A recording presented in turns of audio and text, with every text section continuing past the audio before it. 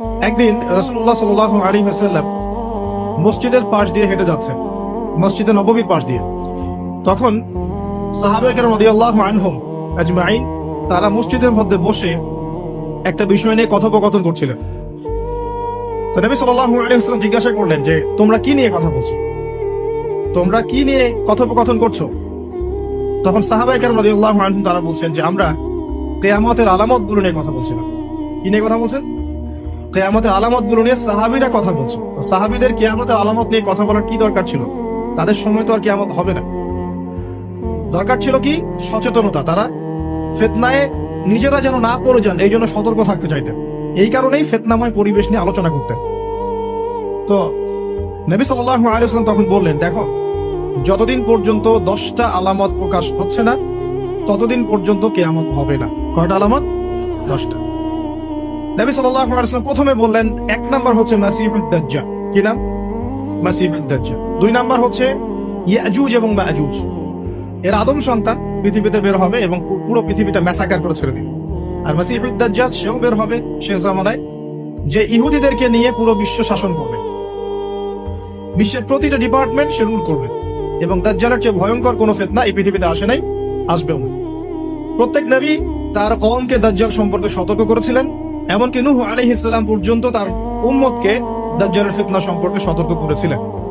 নবী সাল্লাল্লাহু আলাইহি ওয়াসাল্লাম বলেছেন যে তোমরা যদি সূরা কাহাফ তেলাওয়াত করো, প্রত্যেক জুমার দিন সূরা কাহাফ তেলাওয়াত করো, অথবা সূরা কাহাফের প্রথম 10টা আয়াত, শেষ 10টা আয়াত মুখস্থ রাখো, ইনশাআল্লাহ তাআলা মাসিহুদ দাজ্জাল তোমাদের কোনো ক্ষতি করতে পারবে না।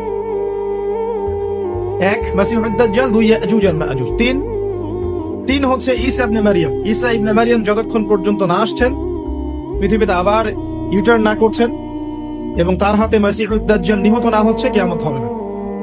4 দাব্বাতুল আরদ, অর্থাৎ পৃথিবীর ভিতরে একটা প্রাণী আছে, মাটি ফেরে এই প্রাণীটা বের হবে কিয়ামতের আগে আগে, এবং এই প্রাণীটা মানুষের সাথে কথাবার্তা বলবে, কথা বলতে পারা প্রাণী। এই যতক্ষণ বের হচ্ছে না কিয়ামত হবে না ইনশাআল্লাহ তাআলা। কটা বললাম? 4টা। 5 হচ্ছে দুখান বা ধোঁয়া।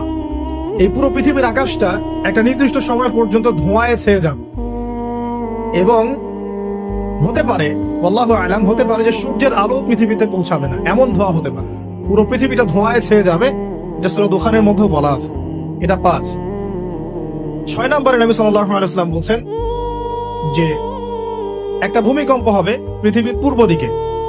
পৃথিবীর পূর্ব দিক মানে এই যে ভারত, পাকিস্তান, বাংলাদেশ, শ্রীলঙ্কা, ইন্দোনেশিয়া, ঠিক আছে, এই সিঙ্গাপুর, এই যে কন্টিনেন্ট মালয়েশিয়া, এটা পৃথিবীর পূর্ব দিক। এদিকে একটা ভূমিকম্প হবে। তারপরে 7 পৃথিবীর পশ্চিমে একটা ভূমিকম্প হবে। পশ্চিম মানে বোঝেন না? পশ্চিমা বিশ্ব না, সৌদি আরব, পশ্চিমা বিশ্ব, ব্রিটেন, ফ্রান্স, জার্মানি, তারপরে রাশিয়ান কন্টিনেন্ট, হ্যাঁ, ইউক্রেন, এইদিকে আপনার আমেরিকা, এই পুরো পশ্চিমা বিশ্ব, এখানে একটা ভূমিকম্প হবে বড়। এবং এগুলো এমন হবে যেগুলোতে ভূমি মাটিতে ধসে যাবে, মাটিতে ডুবে যাবে। ভূমিকম্প না, ভূমিধস। 8 পৃথিবীর মাঝখানে মধ্যপ্রাচ্যে একটা ভূমিকম্প হবে, যেখানে আমাদের সো-কল্ড আমিরুল মুমিনিনরা থাকে, যারা আমেরিকা এবং ইসরায়েলের বন্ধু, এদের এখানে একটা ভূমিকম্প হবে ইনশাআল্লাহ। আর 9 ইয়েমেন থেকে একটা আগুন বের হবে। ইয়েমেন থেকে একটা আগুন বের হবে, যে আগুন মানুষকে হাসরের মাঠের দিকে তাড়িয়ে নিয়ে আসবে। আরেকটা বলেছেন 10 নম্বর, যেটা এই মুহূর্তে আমি ঠিক মনে করতে পারছি না। তো এই 10টা আলামতের কথা নবী সাল্লাল্লাহু আলাইহি ওয়াসাল্লাম বলেছেন, না হওয়া পর্যন্ত, এই 10টা আলামত না আসা পর্যন্ত কিয়ামত হবে না। ঠিক আছে? আচ্ছা, এখন এই 10টার মধ্যে সবচেয়ে বড়টা কি?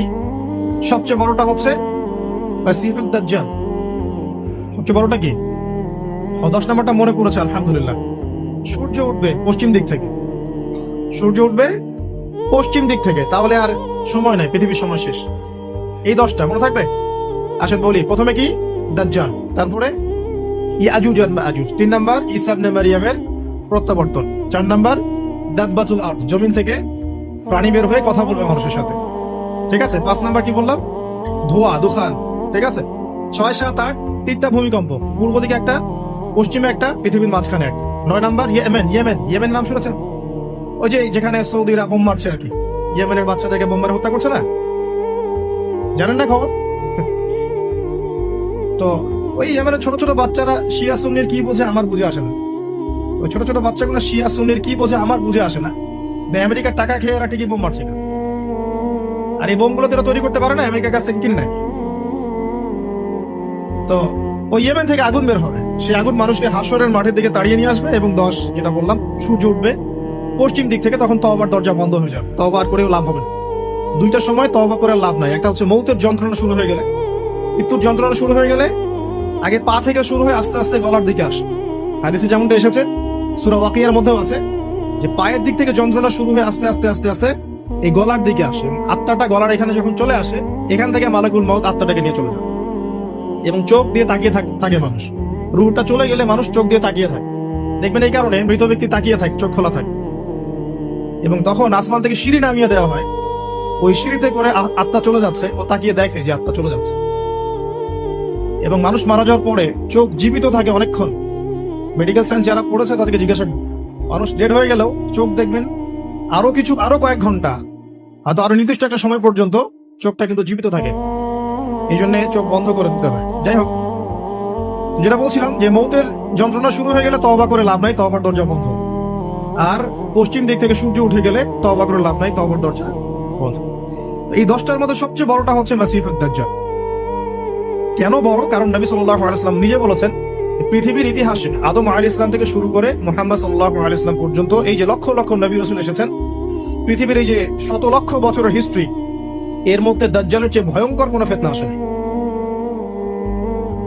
নবী সাল্লাল্লাহু আলাইহি ওয়াসাল্লাম বলেন, একজন মুমিন ব্যক্তি যদি দাজ্জালকে পেয়ে যায়, সে যেন তার সাথে সাক্ষাতের আকাঙ্ক্ষা না করে, কারণ সে তার সাথে সাক্ষাৎ করলে ঈমান হারা হয়ে যেতে পারে। সে এত বড় ফিতনা হবে, এত বিশাল ফিতনা হবে। এই যে ছোট্ট একটা ফিতনা সুদ থেকে কি আমরা মুক্ত থাকতে পারছি? সবাই সুদের মধ্যে পড়ে যায় নাই?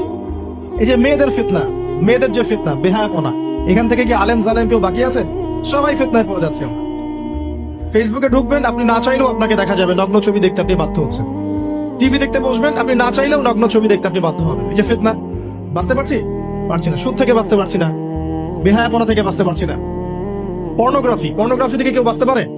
যে কেউ ফোন চালায় দেখবেন পর্নোগ্রাফির ছবি চলেই আসবে, নগ্ন ছবি চলেই আসবে। আলেম জালেম এভরিবডি আসবেই। তারপরে আপনার মাদক, এই মাদকের ফিতনা থেকে কি সবাই বেঁচে থাকতে পারছে? এরকম অনেক ফিতনা আছে যেগুলো থেকে মানুষ চাইলেও বাঁচতে পারছে না। আমরা হয়তো বাইরে দাড়ি টুপি পাগড়ি জুব্বা লাগিয়ে ঘুরছি ঠিকই, কিন্তু আমরা এরকম সামাজিক ফিতনাগুলো থেকে কেউই সেফ না। এই যে আপনাদের এলাকায় যে ফিতনাগুলো ছড়িয়ে পড়েছে, আস্তে আস্তে বাড়ছে না? এমন ফিতনা বেড়ে যাচ্ছে। তো এগুলো যদি আমাদেরকে গ্রাস করে ফেলতে পারে, তাহলে এই পৃথিবীর সমস্ত ফিতনা একসাথে করলেও দাজ্জালের ফিতনার সমান হবে। আমি কি বোঝাতে পারছি? পৃথিবীতে চলমান যত ফিতনা আছে, ব্যক্তিগত ফিতনা, পারিবারিক ফিতনা, সামাজিক, অর্থনৈতিক, পলিটিক্যাল, সব ফিতনাগুলো এক জায়গায় করলেও মাসিহুদ দাজ্জালের মতো ভয়ঙ্কর হবে না। এই জন্য নবী সাল্লাল্লাহু আলাইহি ওয়াসাল্লাম বলছেন, দাজ্জালের চেয়ে ভয়ঙ্কর কোনো ফিতনা আসেও নাই, আসবেও না। প্রত্যেক নবী আলাইহিস সালাম তার কওমকে এই ফিতনা সম্পর্কে সতর্ক করতেন। এমনকি এক্সাম্পল দিতে গিয়ে নবী সাল্লাল্লাহু আলাইহি ওয়াসাল্লাম বলছেন, নূহ আলাইহিস সালাম, ওই কত বছর আগের নবী, তিনি পর্যন্ত তার কওমকে দাজ্জাল সম্পর্কে সতর্ক করেছেন। সে কোথায় আছে? সে পৃথিবীতেই আছে। তার কি জন্ম হয়েছে? উত্তর হ্যাঁ, তার জন্ম হয়েছে। সে কি এখন আত্মপ্রকাশ করেছে? উত্তর না, সে এখনো মানুষের রূপে আত্মপ্রকাশ করে নাই। সে কাদেরকে নিয়ে বিশ্ব শাসন করবে? উত্তর, জিউসদেরকে নিয়ে, ইহুদিদেরকে নিয়ে। দাজ্জাল কাদেরকে নিয়ে বিশ্ব শাসন করবে? ইহুদিদেরকে নিয়ে। আমার কথা কি বোঝা যায়? নবী সাল্লাল্লাহু আলাইহি ওয়াসাল্লাম বলেন, সে এত বড় ফিতনা, সে 40 দিন পৃথিবীতে বিচরণ করবে। কয়দিন? 40 দিন। যার প্রথম দিনটা হবে 1 বছরের সমান, দ্বিতীয় দিনটা হবে 1 মাসের সমান, তৃতীয় দিনটা হবে 1 সপ্তাহের সমান, এবং বাকি দিনগুলো হবে আমাদের দিনের মতোই। নবী করিম সাল্লাল্লাহু আলাইহি ওয়াসাল্লাম বিভিন্ন হাদিস থেকে বলেছেন যে দাজ্জাল সারা বিশ্বটাকে শাসন করবে। কিরকম? মানে সে ইলাহ দাবি করে বসবে। আল্লাহ পাক তাকে কিছু অলৌকিকত্ব দিবেন মানুষকে ফিতনায় পরীক্ষা করার জন্য। যারা ওর উপর ঈমান আনবে, দাজ্জালের প্রতি ঈমান আনবে, দাজ্জাল ওদেরকে জান্নাত দিবে। তার এক হাতে থাকবে জান্নাত, এক হাতে জাহান্নাম। মানে অরিজিনাল জান্নাত জাহান্নাম নয়, কারণ জান্নাত জাহান্নামকে হাতে নিয়ে ঘোরা যায় না। আমাদের কিছু প্রোটেস্ট্যান্ট মুসলিম ভাই আছে, তারা মনে করে যেটা হাদিসের শব্দ ওইটাই, মানে হাদিসে যেটা শব্দ সেটাই, এর কোন ইন্টারপ্রিটেশন, ব্যাখ্যায় তারা বিশ্বাস করে না। তাহলে এক হাতে জান্নাত এক হাতে জাহান্নামের ব্যাখ্যা আপনি কি করবেন? সত্যি কি হাতে জান্নাত জাহান্নাম নিয়ে কেউ ঘুরতে পারে? না। মানে কি? মানে হচ্ছে যদি কেউ দাজ্জালকে অনুসরণ করে, তার আনুগত্য করে, দাজ্জাল তাকে জান্নাতের নাজ নেয়ামত দিবে, পৃথিবীতে নাজ নেয়ামত দিবে। সে স্বাচ্ছন্দ্যে থাক, তার ফাইন্যান্সিয়াল অবস্থা ভালো হবে, তার স্ট্যাটাস ভালো হবে, পৃথিবীতে ভালো থাকবে। আর যদি কেউ দাজ্জালকে অস্বীকার করে, তার বিরুদ্ধে দাঁড়ায়, তখন দাজ্জাল তাকে অত্যাচার করবে, অন্যায় করবে, জুলুম করবে, তার অবস্থা পৃথিবীতে হেয় প্রতিপন্ন হয়ে যাবে, জান্নাত জাহান্নাম। দাজ্জাল এর বাহন হবে একটা গাধা। নবী সাল্লাল্লাহু আলাইহি ওয়াসাল্লাম বলছেন সেই গাধা লম্বা প্রশস্ত কান থাকবে, যেই কানের নিচে কত হাজার মানুষ আশ্রয় নিতে পারে। এখন এটা কি সত্যিকারের গাধা? দাজ্জালের কানের কথা বলা হচ্ছে, এই কানটা কি সত্যিকারের কান? যার নিচে এমন কোন গাধা কি আছে বড় কানওয়ালা যে আকাশে উঠতে পারে? এমন কোন গাধা কি আছে যে আকাশে উঠতে পারে, যার বড় কান আছে, যার কানের নিচে হাজার হাজার মানুষ আশ্রয় নিতে পারে? আছে? নাই। তাহলে নিঃসন্দেহে এটা বাস্তবিক গাধা বোঝানো হচ্ছে না, বোঝানো হচ্ছে এমন কোন বাহন যেটা আকাশ ফ্লাই করতে পারে এবং এত অত্যাধুনিক হবে যার যার পাখার নিচেই হাজার মানুষ আশ্রয় নিতে পারে। এয়ারক্রাফট হতে পারে, আল্লাহু আ'লাম। আচ্ছা, আলোচনা হয়তো অনেক হাই স্কুলে চলে যাচ্ছে, আমি একটু কমাই নিয়ে আসি। এক কথায় সংক্ষিপ্ত করে বোঝেন, দাজ্জাল পুরো বিশ্বটাকে রুল করবে, শাসন করবে। ঠিক আছে? কাদেরকে নিয়ে শাসন করবে? কাদেরকে নিয়ে? ইহুদিদেরকে নিয়ে। আচ্ছা, ইহুদিদের মধ্যে দুটো ভাগ আছে। এক ভাগ হচ্ছে সত্যিকার অর্থেই কিছু কিছু ক্ষেত্রে তারা তাওরাত, এই যে জাবুর, ইনজিল, এগুলোর প্রতি একটু মানে অনুগত আর কি। আরেকগুলো আছে বেশিরভাগই এরা হচ্ছে বদ প্রকৃতির। এরা এই পৃথিবীতে, সারা পৃথিবীতে জায়নিস্ট মুভমেন্ট ছড়িয়ে দিয়েছে এবং তারা বিশ্বের প্রত্যেকটা ডিপার্টমেন্ট নিয়ন্ত্রণ করা শুরু করেছে এবং তারা সারা বিশ্বের যত সেন্সিটিভ ইস্যুগুলো হচ্ছে এর পিছনে কলকাঠি নাড়ে। এখন যদি কাউকে মনে করেন আপনাকে যদি বিশ্ব শাসন করতে হয় এবং আপনার সাথে কিছু অনুসারী থাকে, তাহলে আপনাদেরকে কিছু কাজ করতে হবে। তো আমার কথা বোঝেন, মনে করেন যে আমি বিশ্ব যদি শাসন করতে চাই, তাহলে আমার তো কিছু মানুষ লাগবে না? লাগবে। আছে। তারপর আমার তো একটা ভূখণ্ড লাগবে না? একটা দেশ লাগবে না? একটা সার্বভৌমত্ব লাগবে না? আমাকে পৃথিবীর সমস্ত অর্থনৈতিক বিষয়গুলো নিয়ন্ত্রণ করতে হবে না? ইকোনমি নিয়ন্ত্রণ করতে না পারলে কি ওয়ার্ল্ডকে শাসন করতে পারবে? মনে করেন ওয়ার্ল্ডের ব্যাংকিং সিস্টেম, ইকোনমিকে কেউ নিয়ন্ত্রণ করছে না, সে কি রুলিং স্টেট হতে পারবে? শ্রীলঙ্কা, সে কি বিশ্বের রুলিং স্টেট? সে কি বিশ্বের অর্থনীতি নিয়ন্ত্রণ করে? বরং সে তো দেউলিয়া হয়ে গেল, তাই না? আমেরিকা, ইসরায়েল, ওরা কি দেউলিয়া হয়েছে? না। তারা কি বিশ্বের অর্থনৈতিক বিষয়কে নিয়ন্ত্রণ করে? করে। চায়না, তারা কি দেউলিয়া হয়েছে? তারা কি বিশ্বের অর্থনীতি নিয়ন্ত্রণ করতে পারে? পারে। তো এক কথায় বোঝেন, আপনাকে যদি রুল করতে হয় সারা ওয়ার্ল্ডকে, প্রথমত আপনার একটা ল্যান্ড লাগবে, একটা কিছু মানুষ লাগবে আপনার, এবং সেই মানুষগুলো রামসাম যদুমধু হলে হবে না, সেই মানুষগুলো হতে হবে সবচেয়ে বুদ্ধিদীপ্ত মানুষ, ট্যালেন্টেড মানুষ, যারা পৃথিবীর সবকিছু নিয়ন্ত্রণ করার যোগ্যতা রাখে। সায়েন্টিস্ট লাগবে আপনার ইকোনমিস্ট লাগবে, আপনার কলামিস্ট লাগবে, মিডিয়ার পার্সন লাগবে, পলিটিশিয়ান লাগবে, সূক্ষ্ম বুদ্ধি সম্পন্ন মানুষ লাগবে। এই মানুষগুলো কি তারা জোগাড় করতে পেরেছে? পশ্চিমা সভ্যতা পেরেছে?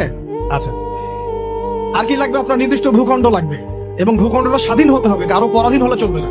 ইসরায়েল কি স্বাধীন হয়েছে? ইহুদিরা কি রাষ্ট্র গঠন করেছে? করে নাই? আপনারা তো খবরই রাখেন না দেখি। ইহুদিরা কি রাষ্ট্র গঠন করে নাই? কত সালে বলেন? সুবহানাল্লাহ, এমনি হবে না। 1948-এ তো রাষ্ট্র গঠন তো অনেক আগেই হয়েছে। 1948-এ তো সে জানান দিয়েছে, কিন্তু রাষ্ট্র গঠন অটোম্যানদেরকে হারানোর পরেই হয়েছে। যখন প্রথম বিশ্বযুদ্ধ হয়ে গেছে, তারপরে অটোম্যান এম্পায়ারদেরকে হটিয়ে তারা তো রাষ্ট্র মোটামুটি দখল করে ফেলেছে।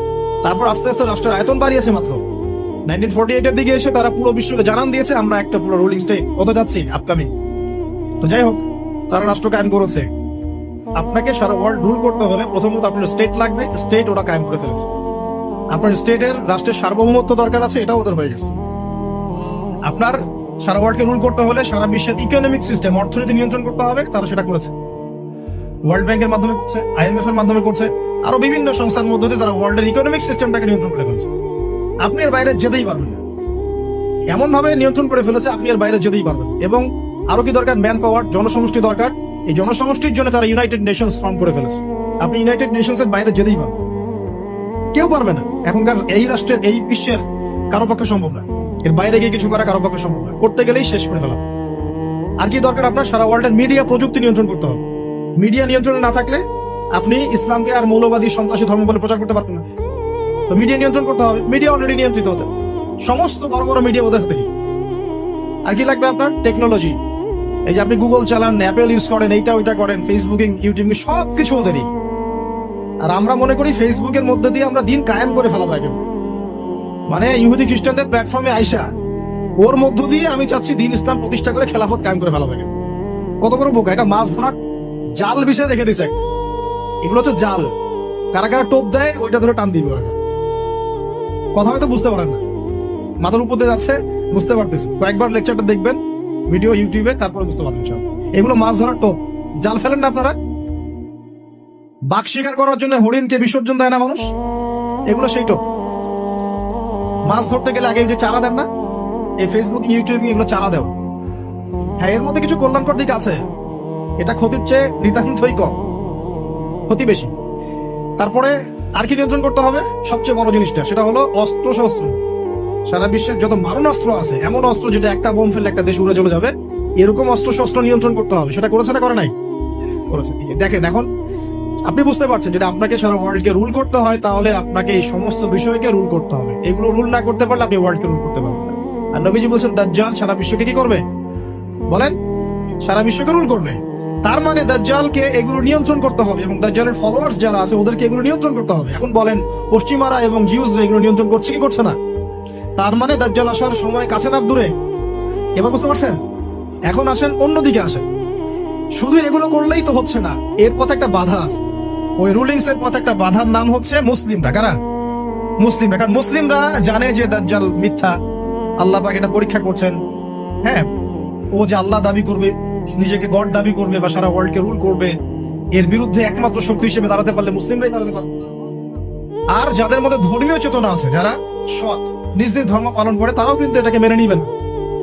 এখন তাহলে কি করতে হবে? ধর্মগুলোকে এলিমিনেট করতে হবে, ধর্মগুলোকে সরাতে হবে। এভাবে আস্তে আস্তে কি করলো, সব ধার্মিক তত্ত্বগুলোকে বাদ দিয়ে নাস্তিকতার তত্ত্বগুলো সব শুরু হলো সমাজে প্রচলন।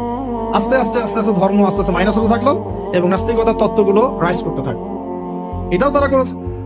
তারপরে মুসলিমদেরকে এখন বাধা দেওয়ার জন্য কি করতে হবে? কিছু কিছু জিনিসের দরকার। এই জায়গাতে আসে বোঝেন ভালো। এখন মুসলিমরা হয়ে গেল বাধার কারণ, করতে পারবো না। ওদের কাছে কোরআন আছে, ওদের কাছে হাদিস আছে, ওদের নবী মুহাম্মদ সাল্লাল্লাহু আলাইহি ওয়াসাল্লাম শেষ নবী, এবং মুহাম্মদ সাল্লাল্লাহু আলাইহি ওয়াসাল্লামের ফলোয়ার্সরা প্রায় 1400 বছর বিশ্বটা শাসন করেছে, করে নাই? তাহলে এরা তো বাধা। এখন মুসলিমদেরকে দুর্বল করতে হলে কি কি করতে হবে? তো প্রথমত ওরা ধর্মের মধ্যে অনেক তন্ত্র মন্ত্র ঢুকিয়ে দিয়েছে। ওই তন্ত্র মন্ত্রগুলো আগে একটু বলে নেই। যেমন ওরা মুসলিমদের মধ্যে কিছু মানুষ তৈরি করেছে যারা বলছে যে মুহাম্মদ সাল্লাল্লাহু আলাইহি ওয়াসাল্লাম শেষ নবী না, আরো নবী আসতে পারে। ঠিক আছে, এই যে ঈমান হারা করে ফেললো আপনাকে আস্তে আস্তে। মুসলিমদের মধ্যে কিছু মানুষকে তারা তৈরি করেছে যারা বিধর্মী হয়েও দেখবেন ইসলামের লেবাস পোশাকে দিন প্রচার করছে, এরকম লোক আছে। মুসলিমদের মধ্যে এমন মানুষ তারা তৈরি করেছে যারা বলছে যে কবিরা গুনাহ করলেই কাউরে হত্যা করা যাবে। এভাবে তারা বিভিন্ন সন্ত্রাসবাদী সংগঠনে যোগ দিয়েছে। দেওয়ার ফলে মুসলিমদের মধ্যেই দেখা গেছে যে মুসলিম কান্ট্রিগুলোর মধ্যেই বোম ব্লাস্টিং, এখানে ওখানে বিস্ফোরণ, এগুলো করছে। এটাকে আমরা খাওয়ারে জাকিদা বলি। তারা আবার ঢুকিয়ে দিয়েছে মুসলিমদের মধ্যে একদল মানুষ বলছে যে আলী রাদিয়াল্লাহু আনহু তিনি আল্লাহর মর্যাদা পাওয়ার যোগ্য, নাউজুবিল্লাহ। তার মর্যাদা মুহাম্মদ সাল্লাল্লাহু আলাইহি ওয়াসাল্লামের চেয়েও বেশি, নাউজুবিল্লাহ। বা তার সম্মানের এসব কথাও বলছে। এরকম একটা শ্রেণীও বের হয়েছে।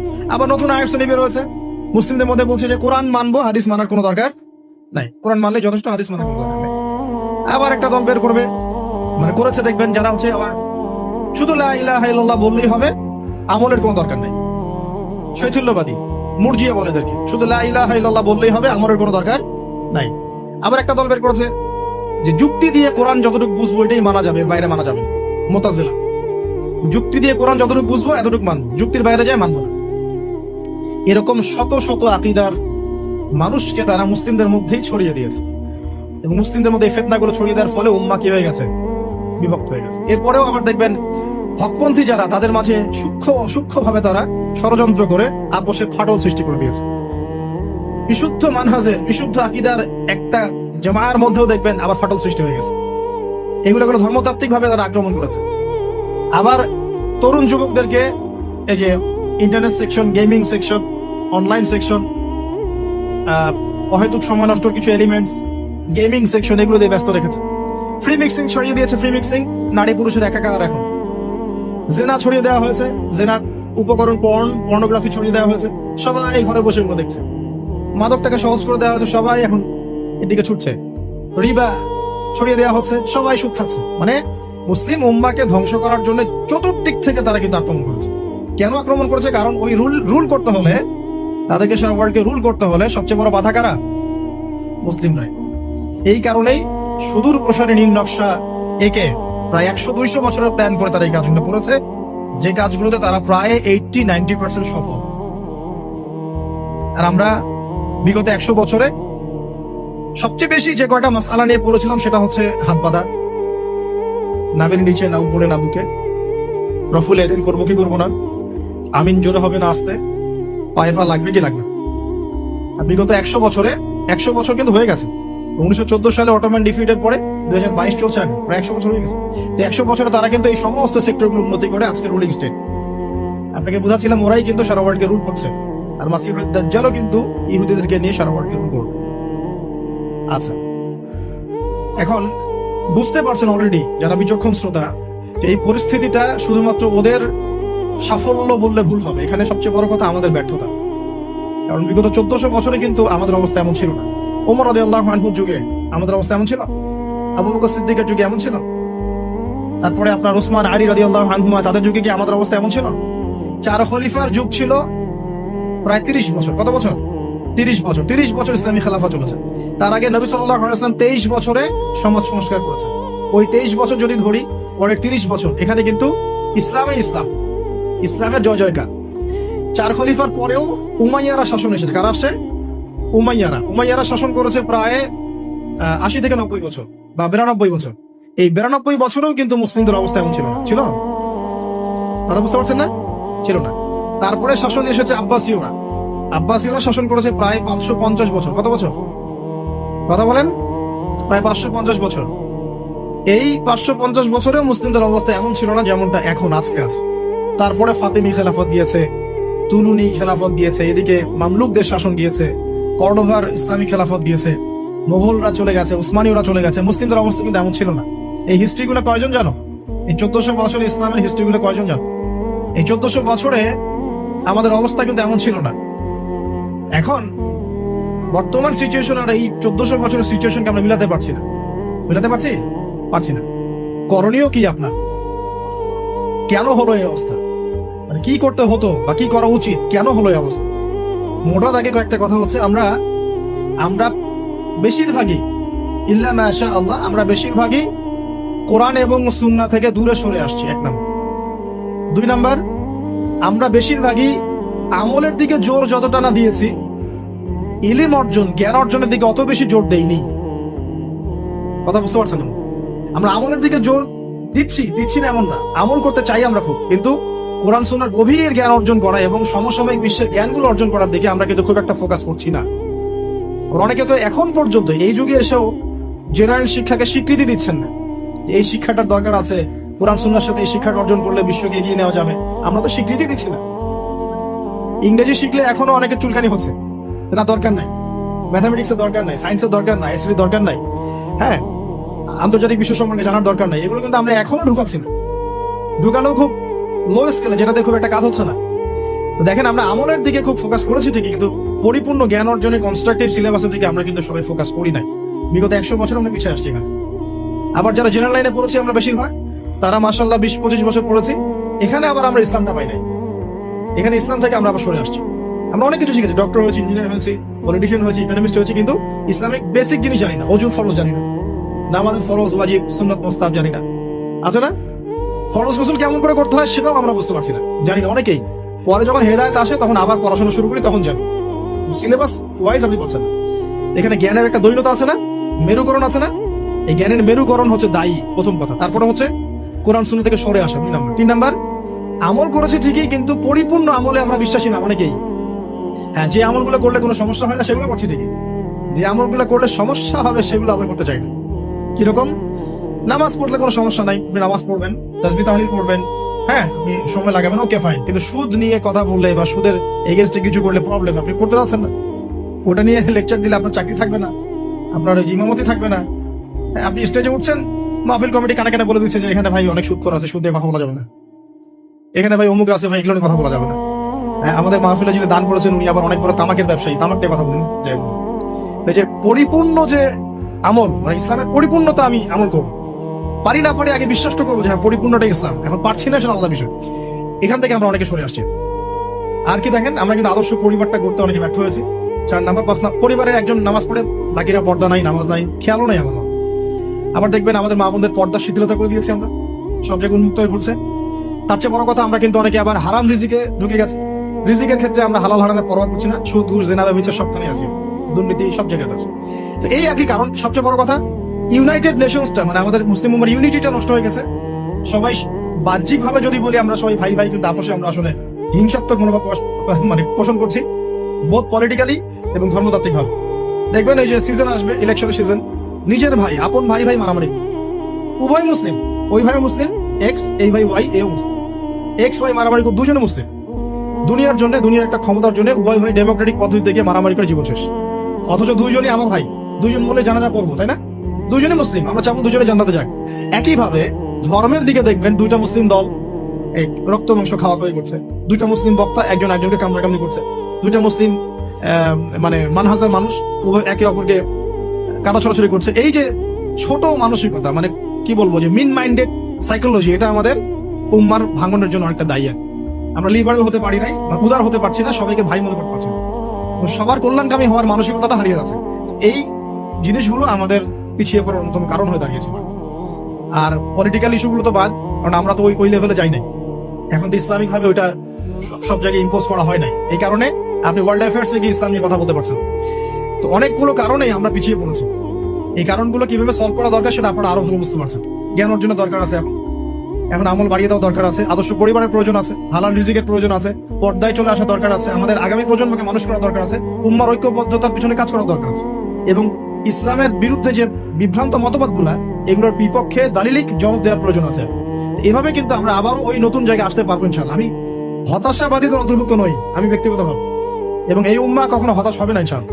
কারণ নবী সাল্লাল্লাহু আলাইহি ওয়াসাল্লাম মাত্র 23 বছরের মধ্যে যদি আইয়ামে জাহিলিয়াতকে পরিবর্তন করে ফেলতে পারেন, তাহলে সেই আল্লাহ যদি জীবিত থাকেন, সেই নবীর সুন্নাহ যদি জীবিত থাকে, এবং সেই কোরআন যদি আমাদের হাতে থাকে, আজকেও সম্ভব সারা ওয়ার্ল্ডের প্রেক্ষাপট পরিবর্তন করা। আমরা বড় স্বপ্ন দেখতে চাই, ছোট স্বপ্ন দেখবেন না, বড় স্বপ্ন দেখবেন। এই স্বপ্নের উপর দাঁড়িয়েই তো ইনশাআল্লাহ ইমাম মাহদী এই বিশ্বে ইসলাম প্রতিষ্ঠা করবেন না?